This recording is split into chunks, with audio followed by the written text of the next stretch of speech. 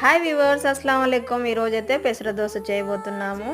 పెసర దోశ చేసే ప్రాసెస్ చూసేద్దాం రండి. ముందుగా అయితే ఒక గ్లాసు పెసలు తీసుకున్నాను.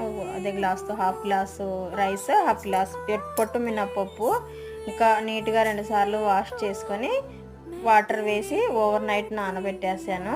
నెక్స్ట్ డే మార్నింగ్కి చక్కగా నానిపోయాయి చూడండి.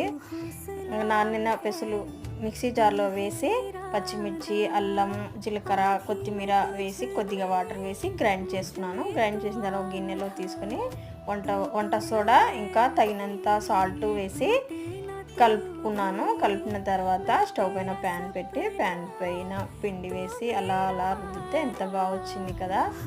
బాగా హెల్తీ దోశ కూడా అండి. మీరు వీలైతే చేసుకొని తినండి. చూడండి ఎంత చక్కగా ఉందో.